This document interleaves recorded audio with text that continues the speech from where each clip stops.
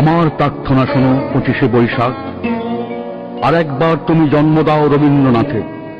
হতাশায় স্তব্ধ বাক্য, ভাষা চাই আমরা নির্বাক। পাঠাবো মৈত্রীর বাণী সারা পৃথিবীতে জানিতে। রবীন্দ্রনাথের কণ্ঠে আমাদের ভাষা যাবে শোনা, ভেঙে যাবে রুদ্ধশ্বাস নিরুদ্যম সুদীর্ঘ মৌনতা।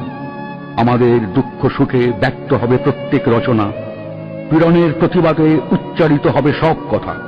আমি দিব্য চক্ষে দেখি অনাগত সে রবীন্দ্রনাথ, দস্যুতায় দীপ্ত কণ্ঠ বিগত দিনের, ধৈর্যের বাঁধন যার ভাঙে দুঃশাসনের আঘাত, যন্ত্রণায় রুদ্ধবাক যে যন্ত্রণা সহায়হীনের, বিগত দুর্ভিক্ষে যার উত্তেজিত তিক্ত তীব্র ভাষা, মৃত্যুতে ব্যথিত আর লোভের বিরুদ্ধে খরধার, ধ্বংসের প্রান্তরে বসে আনি দৃঢ় অনাহত আশা।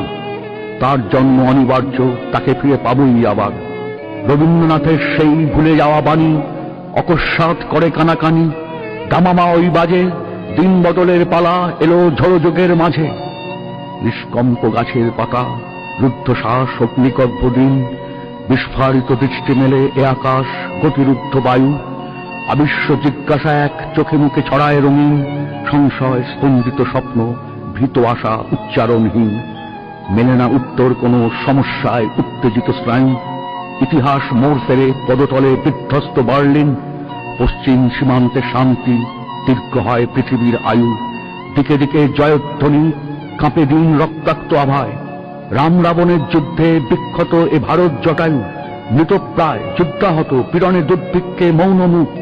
পূর্বাঞ্চল দীপ্ত করে বিশ্বজন সমৃদ্ধ সভায়, রবীন্দ্রনাথের বাণী তার দাবি ঘোষণা করুক। এবারে নতুন রূপে দেখা দিক রবীন্দ্র ঠাকুর, বিপ্লবের স্বপ্ন চোখে, কণ্ঠে গণসঙ্গীতের সুর। জনতার পাশে পাশে উজ্জ্বল পতাকা নিয়ে হাতে, চলুক নিন্দাকে ঠেলে গ্লানি মুছে আঘাতে আঘাতে। যদিও সে অনাগত, তবু যেন শুনি তার ডাক, আমাদেরই মাঝে তাকে জন্ম দাও 25শে বৈশাখ।